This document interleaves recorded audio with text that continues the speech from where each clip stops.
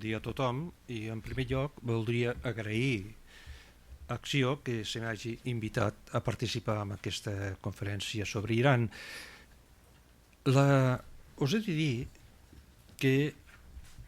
tinc una certa debilitat personal, és a dir, jo soc una persona que m'agrada molt l'Iran. A veure, ella ha explicat que com a secretari general de Casasi nosaltres podíem, de fet, tenir com a àmbit d'actuació, d'informació i de sensibilització Iran, perquè Iran és un país, és Pèrsia, és un país persa, no és un país àrab. I tot el que és el món àrab començava i era més aviat influència de la casa. Sabeu que a part de la casa Àsia hi havia la casa d'Amèrica i la casa àrab. Jo he viatjat molt per la zona, de fet conec, he estat, o per almenys faig el seguiment molt puntual de tota aquesta zona, inclús vaig fer un capítol d'un llibre sobre Àsia dedicat a tot el Golf Pèrsic, des d'Oman fins a Kuwait, que és el darrer país que vaig visitar. L'únic país que no he estat és Aràbia Saudita, per cert, però sí Iran. Iran és un país, cal dir-ho, és un país que té una gran tradició i història, és un país de comerciants, i com veureu, la història, la geografia, el coneixement del país és bàsic després com has de fer aquesta aproximació a Iran. Bé, jo sóc un acadèmic, ho he de dir, que he treballat també en institucions públiques, estic a la Universitat ESADE, no sóc un empresari. El que faré aquí són donar unes consideracions generals de com veig el país, una radiografia, després vindran els experts, aquells que tenen una experiència pràctica, inclús alguns han viscut en el país, perquè només en la mesura que un coneix el país li dona les condicions màximes per poder després fer aquest assessorament que cal. Jo explico sempre que si traiem la Unió Europea no hi ha països fàcils, tots els països són molt complicats, i més aquest moment de globalització econòmica i de crisi política que arriba a tots els continents. No hi ha països fàcils, el que hi ha són països que coneixes, que has fet un esforç d'aproximació a la realitat del país, que has fet un viatge, que has procurat llegir i que has buscat assessorament, informació i assessorament en experts, que a més veus com actua la competència, com hi va, que et fixes aquells que han anat, què els hi ha anat bé, per què els hi ha anat bé o per què els hi ha anat malament, perquè al final, en un país com Iran, l'èxit o no de l'aproximació que fareu a l'Iran dependrà d'això, de superar les barreres culturals. No hi ha barreres ni econòmiques ni barreres arancelàries quan parlem de la Unió Europea. Potser no hi ha barreres tampoc culturals massa quan un fa una aproximació a un país llatinoamericà. Hi ha altre tipus de complicacions per treballar amb Amèrica Llatina, sobretot els que treballeu ara en Veneçuela. En canvi, quan parles d'Iran, el coneixement de com són, com pensen, com actuen, per què hi ha una gran diferència entre un persa i un àrab, això és bàsic, i això només ho podeu aconseguir si hi aneu, si teniu el contacte directe, si busqueu informació i busqueu assessorament. Aquí està la clau de l'èxit. Evidentment que una gran empresa ho té molt més fàcil que una petita o mitjana empresa, però hi ha moltes pimes de fora, no cal dir espanyols i catalans en general. Els catalans, per cert, són les que,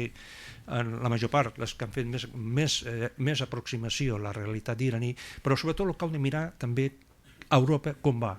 Perquè des que es va signar aquest acord el juliol del 2015, totes les empreses, moltíssimes empreses han començat a anar allà. Han començat. Per què? Per recuperar el fil que havien tingut, per exemple, nosaltres, moltes empreses, havien treballat a Iran, ho hem dit, havíem hagut una oficina del COP aquí i que van tenir que tancar per les raons que explicarem. Però ara és el moment de tornar a buscar el fil, tornar a veure aquell antic soci o buscar nous socis. Ja hi ha un avantatge també, i és que els iranis, a part que són gent molt emprenedora, hi ha una diàspora iraní present en tot el món, són 4 milions i mig de persones, als Estats Units, a Gran Bretanya, a Europa, potser també aquí, segurament que també n'hi ha a Barcelona. El que sigui és l'esforç d'aproximació. Perquè estem parlant de la 28a economia mundial en termes de PIB, és la 18a en termes de capacitat de poder adquisitiu, és la segona gran economia d'Orient Mitjà després d'Aràbia Saudita, però a diferència d'Aràbia Saudita, aquest és un país que té experiència, té una tradició industrial, són gent que tenen el seu ADN el fer negocis, i que si en els darrers 10 anys aquesta economia s'ha derrumbat degut a raons polítiques i sobretot a l'embargament internacional per la crisi nuclear, en aquest moment això és un aspecte positiu que pot servir molt, perquè estem parlant de, torno a dir, d'un país de 80 milions d'habitants que si compleixen estrictament els acords signats, els acords polítics, amb els Estats Units i amb els països garants sota el control també de Nacions Unides, si es compleixen estrictament els acords, hi haurà una reemergència econòmica i comercial del país més poblat i més dinàmic de tota la regió, que té, dic, 82 milions d'habitants, que el 70% de la població viu en ciutats com Teheran i com Isfahan, que la major part de la població és jove, que aquesta població és una població molt preparada, els recursos humans, jo diria preparada no solament perquè tenen estudis, a més la dona ja a les universitats la dona té un paper important, a diferència d'altres països de la regió, sinó que són unes classes urbanes motivades que tenen molta voluntat d'obrir-se al món i de superar els problemes que tenen, que són problemes externs, que en parlarem, i problemes també interns. Perquè és veritat que s'ha firmat un acord el mes de juliol, que el dia 16 de gener Nacions Unides ja, la OIA va dir, escolteu, s'han complert aquests acords, per tant s'han d'obrir, és a dir, s'han d'alçar totes les grans, totes no, i en parlarem també l'embargament, i que ara és el moment d'aproximar-s'hi. Aquesta és una economia tocada. Tocada vol dir que 10 anys d'embargament ha asfixiat l'economia. L'economia va baixar, el PIB del país. Però si es compleixen aquestes condicions per part d'uns i altres, és una economia que pot créixer entre un 5 i un 8% els propers 10 anys i que les oportunitats són enormes, si bé també en parlarem que hi ha riscos. I les oportunitats són enormes i es poden aprofitar si hi ha la informació, l'assessorament, la paciència i la persistència per anar i si convé estar 2 vegades, començar a buscar els contactes, fer petites experiències si cal, o si trobes la persona, trobes les condicions objectives i subjectives, donar el pas endavant. Penseu que és un país ric, té recursos energètics, és el quart país del món en recursos petrolers i el segon en gas, a més un gas per explotar. Ho dic per explotar és perquè 10 anys d'embargament ha dificultat, no tenien les infraestructures no solament perquè encara ara que poden produir, de fet ja estan, la producció ha pujat un 60% del petroli, la producció de petroli, en un moment dolent també, perquè el preu de petroli es baixa, aquest país necessita ara inversions, no solament recuperar, que encara no ho ha aconsegut del tot i en parlarem, els fons bloquejats en l'exterior, que no els acaba de recuperar perquè hi ha una sèrie de traves administratives i polítiques, perquè s'han tret aquelles, podem dir, l'amargament relacionat amb la crisi nuclear, però els nord-americans encara no han alçat altres sancions internacionals que estan relacionades, podem dir, amb el tema militar, per exemple, no es pot importar, o no es pot vendre, subministrar alguns productes que puguin ser objectes d'utilitzar per fabricar míssils intercontinentals, que en aquest moment encara és un país que és un país molt, en què el sistema militar és molt fort. Com tampoc encara hi ha una sèrie de sancions que no s'han alçat ni la Unió Europea perquè estan vinculades a temes del compliment dels drets humans en un país en què no hi ha, una cosa és que hi hagi hagut ara, que hi hagi eleccions presidencials, per exemple les que va guanyar el president actual Rouhani al juny del 2013, o que hi ha hagut ara eleccions legislatives al febrer i a l'abril, en segona volta. És veritat que en aquestes legislacions en el Parlament han entrat gent del món reformista, inclús una presència important de les dones, Però recordeu que els reformistes són dins del sistema, inclús el mateix president és un home dins del sistema, és el més moderat entre un règim que no podem dir que sigui molt moderat per raons de tipus ideològic, perquè és una teocràcia xiïta, en què a més hi ha uns grups en què el poder efectiu no està en mans del govern, sinó que està en mans del líder religiós, del guia suprem, del Khomeini, i de la guàrdia, dels guardians de la revolució, que és un grup d'unes 128.000 persones que són els que dominen l'economia, les finances i la justícia, els mass media, els mitjans de comunicació, de manera que a la suma dels recels que pugui haver a nivell internacional sobre que alguns són molt bé, clar, hi ha una influència també israelí, no diguem-ho, perquè hi ha un conflicte en aquest moment en l'Orient Mitjà, hi ha també una pressió dels lobbies d'Aràbia Saudita perquè hi ha un conflicte entre el món dels xiïtes i dels sunites, estem allà posats en un conflicte en tota la zona, que és un conflicte, un avispé tremendo, i per tant tot això encara pot condicionar, i a la vegada també hi ha un cert recel intern, perquè tots aquests grups més ultraconservadors del règim iraní pensaven que les sancions desapareixerien molt ràpid i aquestes sancions desapareixeran gradualment, algunes fins al 2023, inclús fins al 2025. Això ho explico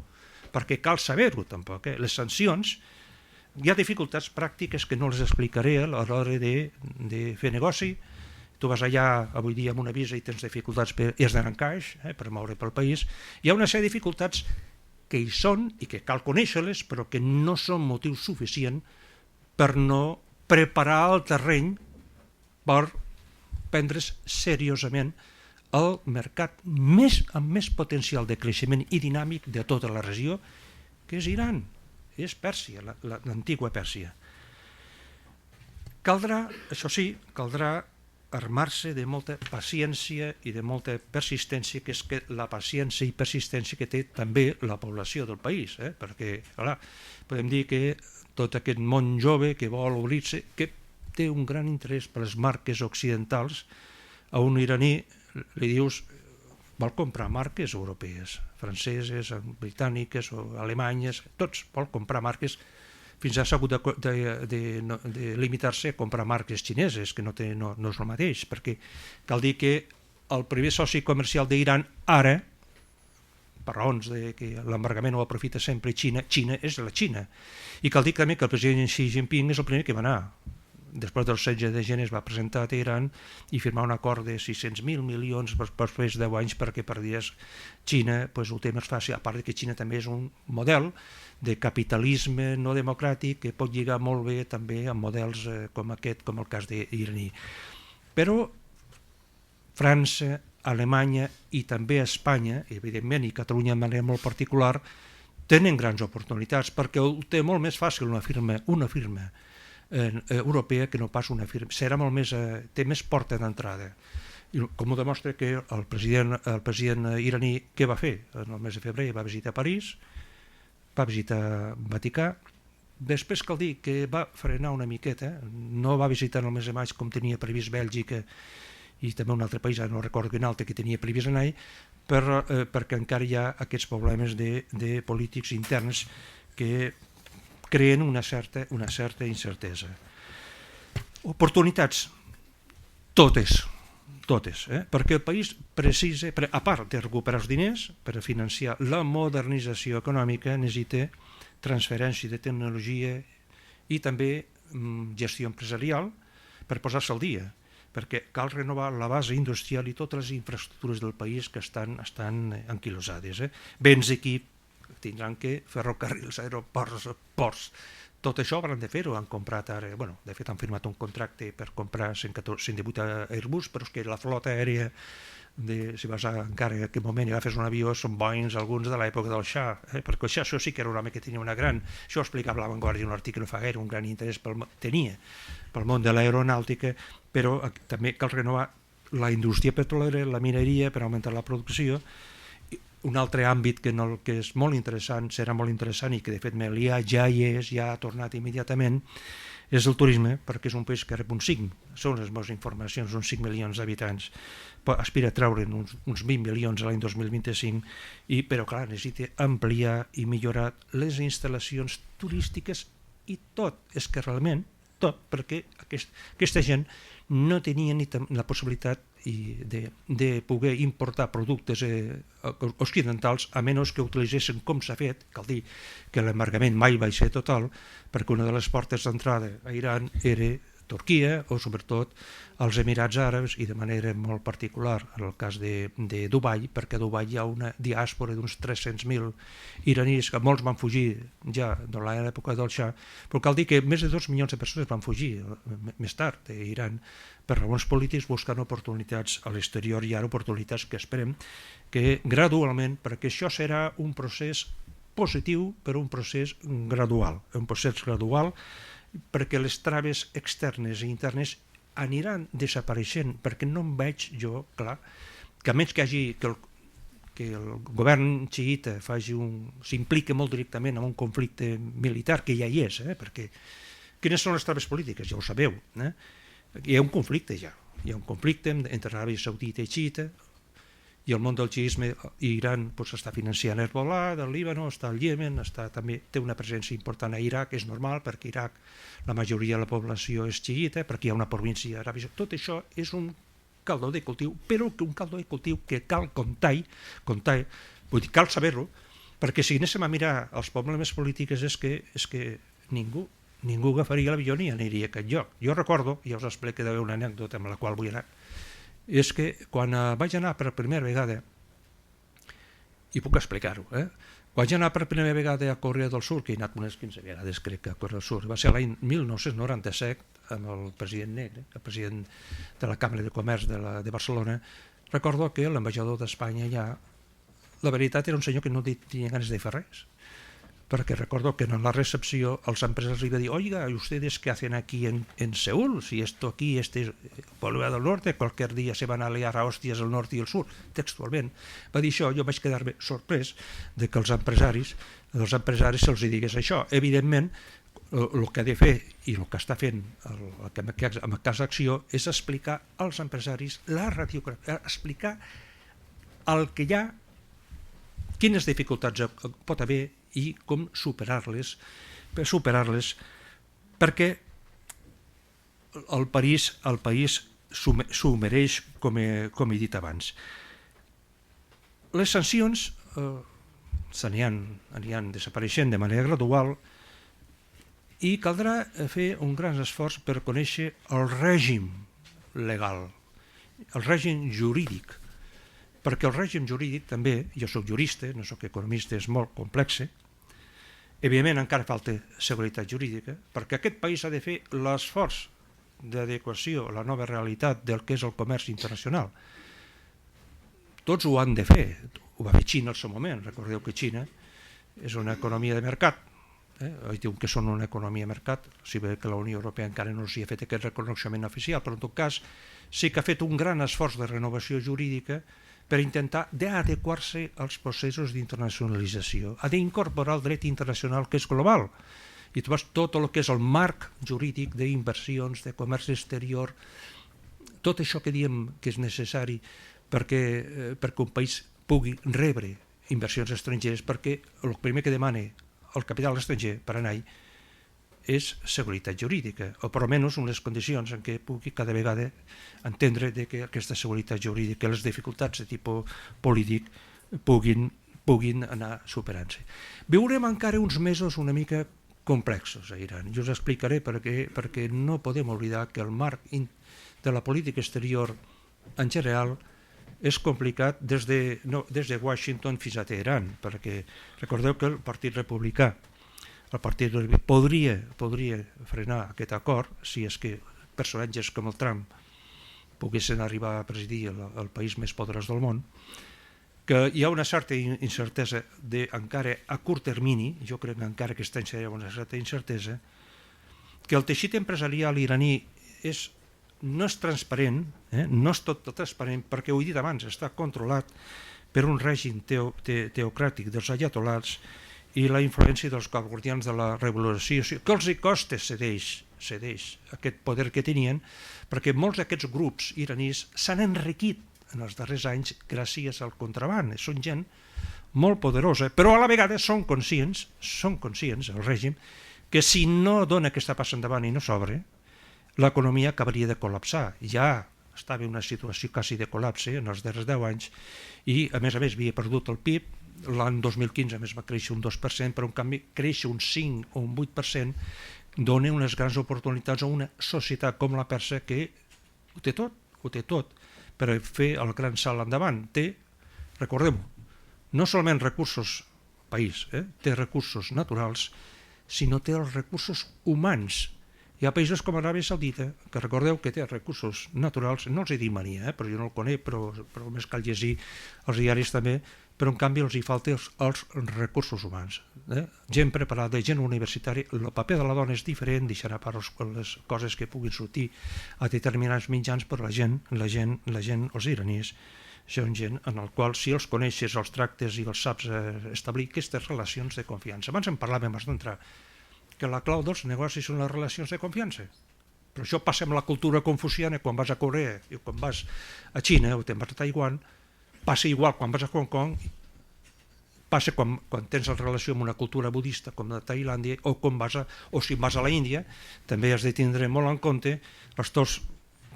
podem dir, els teus socis, si són musulmans o són hinduistes, i en el cas també d'Iran cal conèixer aquesta realitat. Una consideració per acabar. Malgrat els obstacles i riscos que pugui haver ara i a curt termini encara en aquests mesos, cal posicionar-se a Iran. I això és el missatge que us dono, un acadèmic, però que tinc la mania de seguir aquest país perquè m'agrada, us ho torno a dir. Cal fer-ho amb la prudència que calgui, perquè no és el mateix les capacitats que pugui tindre una gran empresa que pot fer-ho que una mitjana o petita empresa. Que cal comptar amb la informació i l'assessorament necessari que el podeu obtenir i que a la mesura que disponeu d'una radiografia d'aquests riscos i oportunitats val la pena anar a Teheran. Aquells que no hi hàgiu estat, val la pena agafar un avió, evidentment, no és tan car tampoc, veure el bazar. El bazar d'Iran és una mica el cor del país, en aquest moment encara el seu tic-tac encara no és constant, és a dir, per les raons que us he dit abans, que el poder polític ho controla tot, que hi ha encara un cert estat de stand-by, de dir a veure com aniran endavant, però si em féssiu ara vosaltres una pregunta, cal confiar, jo sí, jo realment, cal confiar en Iran per una raó, per la societat persa, per la qualitat dels recursos humans. Perquè de riscos geopolítics, si es quedéssim dels riscos geopolítics, no agafaríem l'avió ni aniríem en aquest moment a Brasil. Que Brasil, no, més que també, inclús una segona economia com Brasil, en aquest moment també té riscos geopolítics. L'únic que cal ser és conèixer-los, com reaccionar, establir les connexions i els contactes que pugueu tindre ja de manera gradual, fent aquesta aproximació, i estic convençut que és una aposta, cal apostar per Iran. No sé si m'he deixat alguna coseta, perquè ja tindreu oportunitat de manera més puntual, aspectes més concrets, de poder-ho comentar amb els experts.